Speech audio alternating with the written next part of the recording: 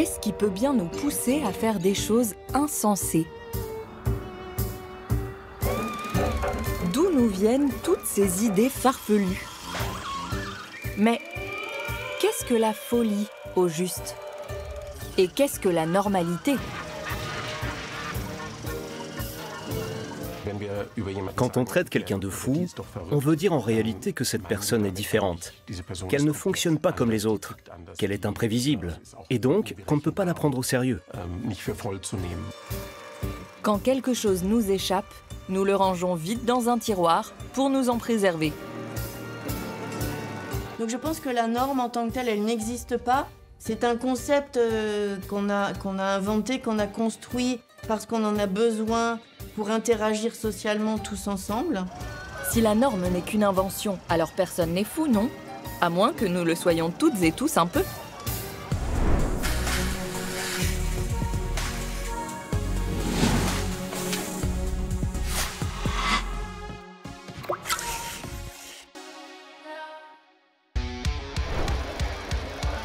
Honnêtement, qui n'a jamais eu envie de fuir son quotidien, de faire la fête jusqu'au bout de la nuit, de se glisser dans la peau de quelqu'un d'autre ou d'exprimer toutes les facettes de sa personnalité?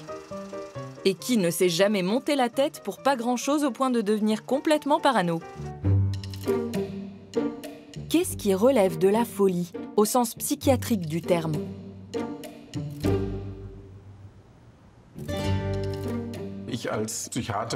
En tant que psychiatre, je préférerais ne pas avoir à définir le terme de folie.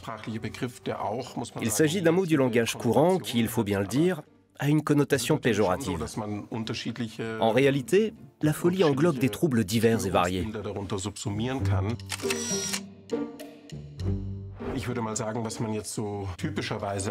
Ce que l'on désigne par folie correspond en général à ce que la psychiatrie appelle une psychose, à savoir un état dans lequel tout lien avec la réalité, ou du moins ce qu'on perçoit comme tel, se brouille. Et cela affecte aussi bien le raisonnement que la perception de la personne.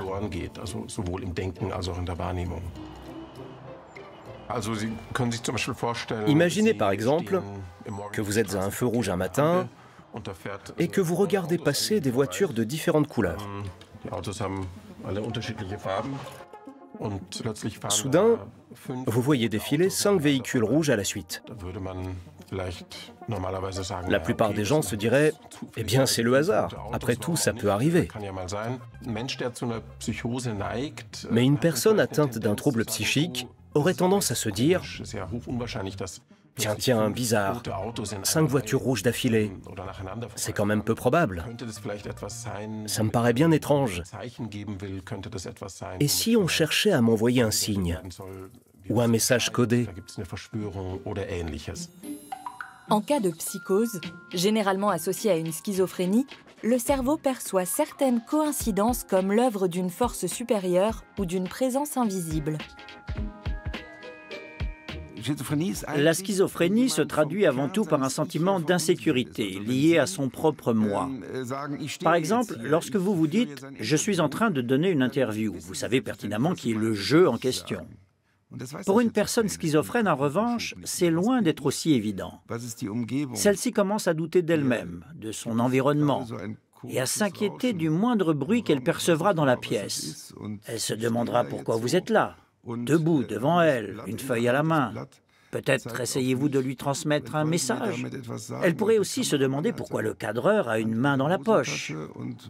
Elle se dirait que quelque chose ne tourne pas rond et qu'un événement terrible est sur le point de se produire. Cette perte de repère identitaire engendre un profond malaise, un sentiment troublant que le cerveau cherche à tout prix à expliquer. Et là, tout devient limpide. C'est vous qui tirez les ficelles. C'est vous qui avez demandé au cadreur de mettre la main dans sa poche. Vous avez tout organisé. Effrayant, non? Ce que je viens de vous décrire, c'est ce qu'on appelle en psychiatrie une bouffée délirante, un épisode extrêmement angoissant. Et pourtant, aussi absurde que cela puisse paraître pour la personne qui le vit, c'est presque un soulagement de trouver le responsable. La folie aurait-elle donc pour fonction de procurer un apaisement intérieur? Elle semble en tout cas permettre de mieux supporter un profond sentiment d'insécurité. Mais que se passe-t-il lorsque ces bouffées délirantes sont tellement cohérentes qu'on croit y déceler un fond de vérité? Et d'ailleurs, si elles s'avèrent utiles, pourquoi faudrait-il s'en défaire? Ce que je trouve intéressant dans le mot allemand verrückt, c'est qu'il suggère un décalage de la perception, une autre manière de voir le monde.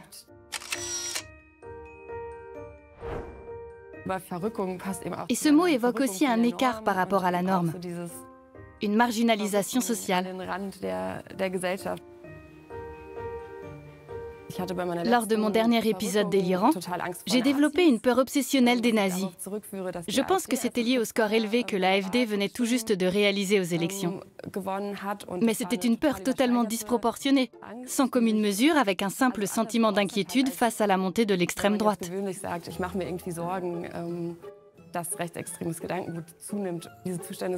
Ce genre d'expérience est extrêmement intense. Mais je crois qu'il s'agit aussi d'une forme d'hypersensibilité. Et si ces décalages n'étaient au fond que des versions amplifiées de ce que peuvent ressentir les gens dits normaux? L'idée qu'une maladie psychiatrique, y compris une psychose, puisse être une forme exacerbée de certaines caractéristiques présentes chez des personnes en bonne santé est tout à fait plausible au regard des recherches actuelles. Sans compter que personne ne pense de manière totalement réaliste. Nous percevons certes des stimuli provenant de l'extérieur, mais notre cerveau les interprète toujours à travers le prisme de notre histoire personnelle et de la vision du monde que nous nous sommes construites. Ce n'est pas comme si notre cerveau captait une image fidèle du monde tel qu'il est. En fait, la perception résulte d'un processus actif fait d'interprétations et de déductions inconscientes. Certaines illusions d'optique illustrent clairement ce phénomène. La fameuse illusion du masque creux en est un parfait exemple.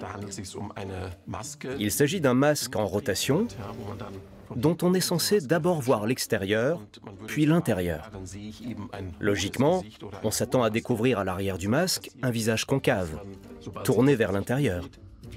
Et pourtant, au moment où il pivote, le visage qu'on découvre est convexe, donc bombé. On pourrait croire à un effet de montage ou à un trucage, mais ce n'est pas le cas.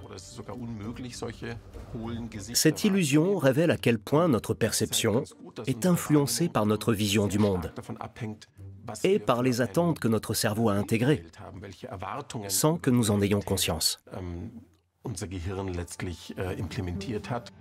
Chez les patients psychotiques, les stimuli extérieurs prennent souvent le pas sur leur perception du monde. S'ils ont du mal à interpréter ces nouvelles impressions, ils perçoivent en revanche le côté creux du masque. Si la folie permet de voir des choses qui nous échappent, ne cache-t-elle donc pas en elle une part de lucidité? Un des critères de la folie, et sans doute le plus important, c'est lorsqu'une personne défend une conviction que les autres jugent erronée et qui ne peut être corrigée ni par des faits, ni par des données empiriques. Mais ce critère peut aussi s'appliquer à d'autres formes de croyances qui ne relèvent pas nécessairement d'une pathologie. Et auxquelles, il faut bien l'admettre, nous croyons toutes et tous un peu. Au fond, il n'existe pas de critères rigoureusement définis qui permettent de tracer une frontière claire entre la folie et la normalité. Mais il y a tout de même eu des cas manifestes de folie, non? Des souverains, par exemple, qui avaient perdu tout contact avec la réalité. Le roi Louis II de Bavière, surnommé le roi des contes de fées, qui se faisait construire un château après l'autre. L'empereur romain Néron, qui aurait incendié Rome. Staline, qui souffrait probablement de paranoïa. Sans oublier Hitler, animé d'un délire de toute puissance qui rêvait d'avoir le monde à ses pieds. Qualifier Hitler de schizophrène ou de fou, comme certains ont tenté de le faire, cela revient au fond à banaliser le mal.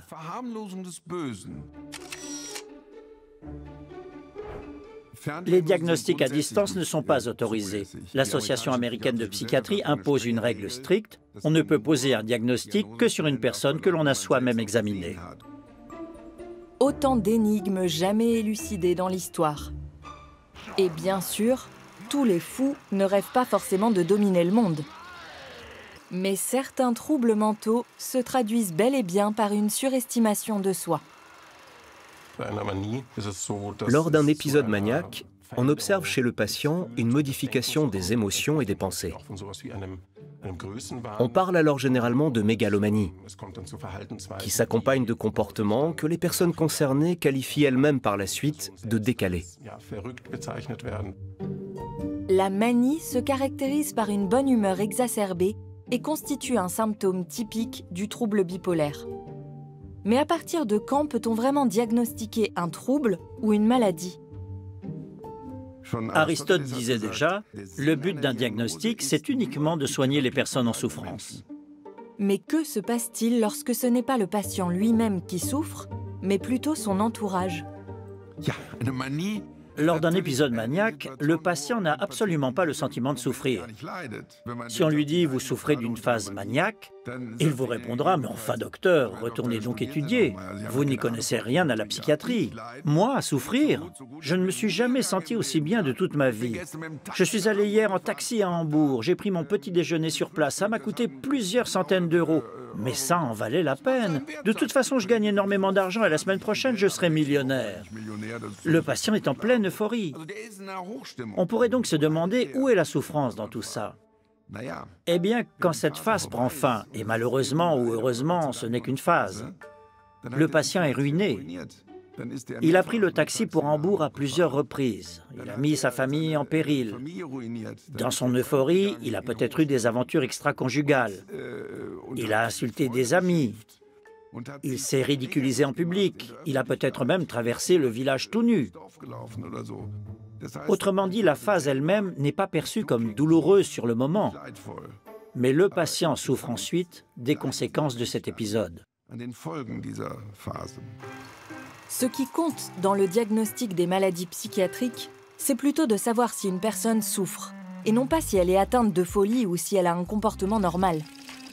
Des études ont révélé qu'environ 6 à 8% des personnes en bonne santé présentent de temps à autre, et parfois même de façon permanente, des symptômes psychotiques, sans pour autant être considérées comme malades.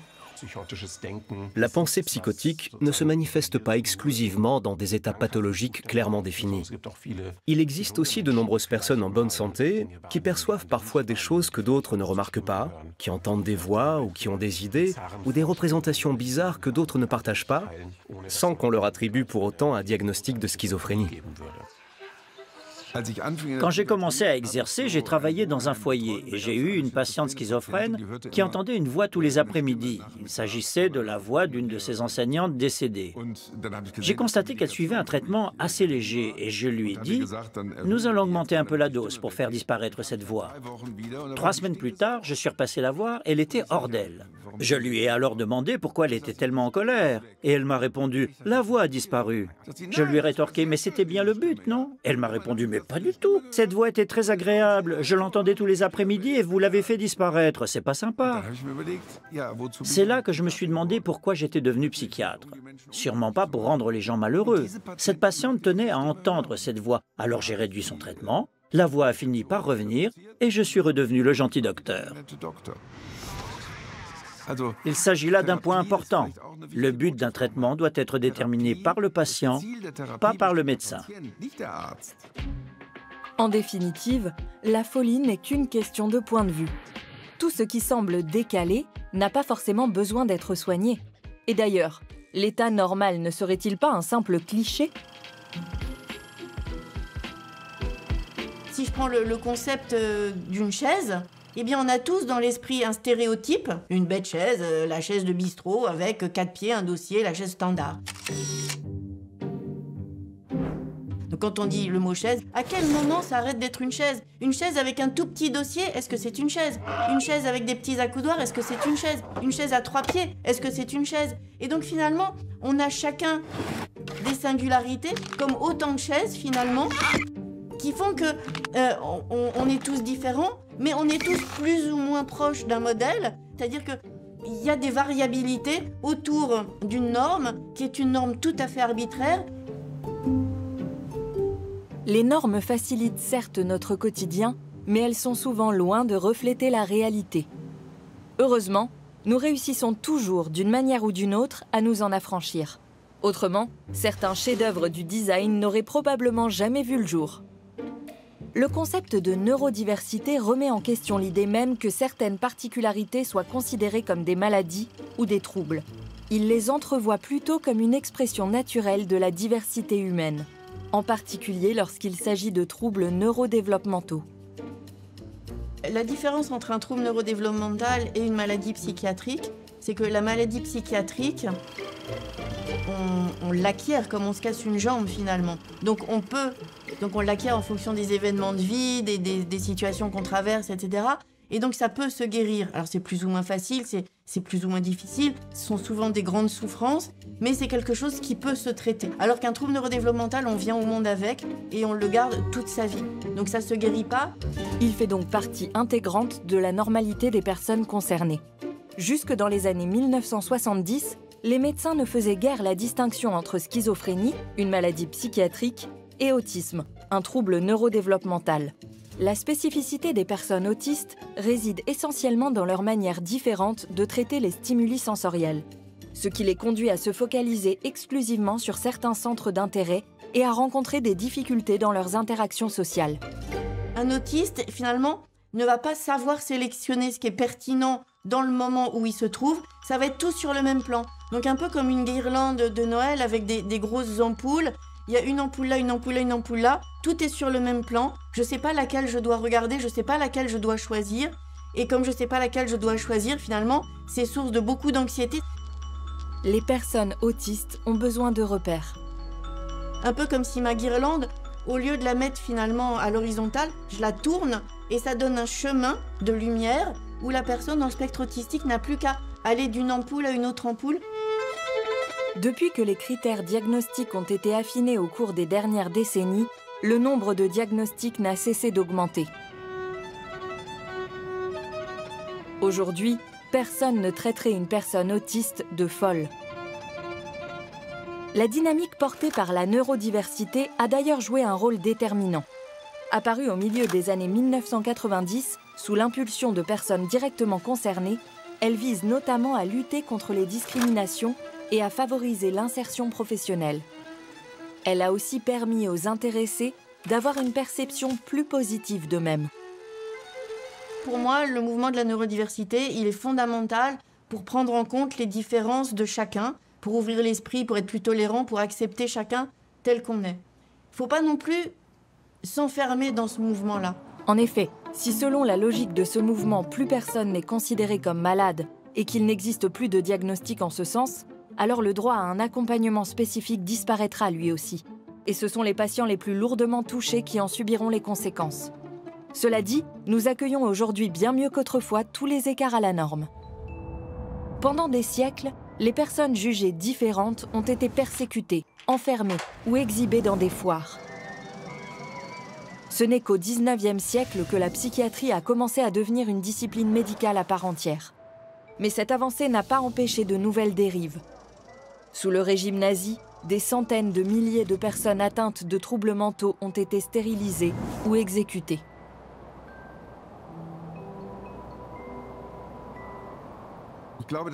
Je pense que les conséquences de l'euthanasie sont encore perceptibles aujourd'hui dans notre société. À l'époque, on estimait que les maladies psychiatriques étaient héréditaires, que c'était une catastrophe. Les nazis parlaient d'existence fardeau. C'était effroyable. Et il ne s'agissait pas uniquement des nazis. Dès les années 1920, certains médecins avaient déjà contribué à renforcer cette stigmatisation.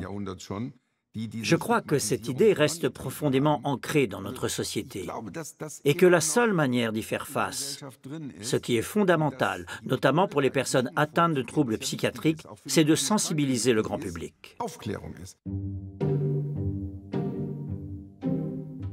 Aujourd'hui, les personnes concernées ne sont plus stérilisées de force, mais il reste néanmoins difficile de parler ouvertement de ces troubles dans la sphère professionnelle. De nos jours, la discrimination se traduit souvent par la remise en question de compétences chez des personnes ayant connu des troubles psychiques par le passé. En principe, assumer sa différence devrait justement permettre de mieux vivre avec ses singularités. Mais notre société est-elle vraiment prête à franchir le pas ? Je pense que nous devrions adopter une attitude encore bien plus ouverte face à la diversité humaine. Il n'existe pas une seule manière d'être humain. Certaines personnes ont un mode de fonctionnement différent et ont peut-être besoin d'occuper une autre place au sein de la société. Un grain de folie peut aussi nous faire sortir des cadres habituels et nous mener là où la normalité n'aurait jamais pu nous conduire. Certaines cultures accordent une grande importance à des pratiques telles que le chamanisme ou la voyance. Il s'agit de personnes qui perçoivent des choses que d'autres ne voient pas, qui font des liens inhabituels et qui seraient dotées de dons particuliers. On les respecte, voire on les vénère, et on leur prête des qualités spécifiques. C'est une très grande qualité d'être un peu fou, d'être un peu folle chacun. Oui, c'est ce qui nous permet d'affirmer notre personnalité, d'affirmer nos singularités, d'être vraiment nous-mêmes, plus que d'être influencés par ce que la société nous dit qu'on devrait être finalement. Lorsqu'on est dans cet état, on est profondément transformé. Certaines personnes affirment après coup avoir eu l'impression d'être quelqu'un d'autre. Moi, par exemple, je parlais énormément et très vite. J'étais un vrai moulin à paroles. J'étais très intuitive, très enthousiaste, mais de manière exacerbée.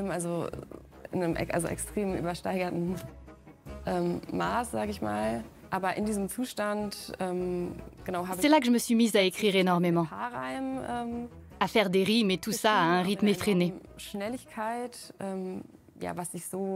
Je n'étais pas dans un état que je qualifierais de normal.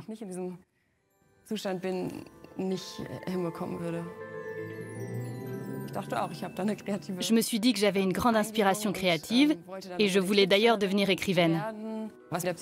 Mais les psychiatres, eux, ont qualifié ça de mégalomanie, de délire des grandeurs. Mais qu'est-ce que ça veut dire, délire de grandeur ? Qui peut vraiment en juger ? Cet état a quelque chose d'utopique, d'onirique. Au fond, je rêvais juste d'écrire un livre. Après tout, n'est-ce pas dans l'imaginaire, voire dans la folie, que sont nées certaines des plus grandes œuvres artistiques ? Buddy Bolden, considéré comme le père fondateur du jazz, était lui-même réputé schizophrène. Van Gogh se serait, dit-on, coupé l'oreille en pleine crise de délire. Quant à Syd Barrett, ancien chanteur de Pink Floyd, son état mental a longtemps alimenté les spéculations. La folie peut-elle être le moteur du génie artistique ?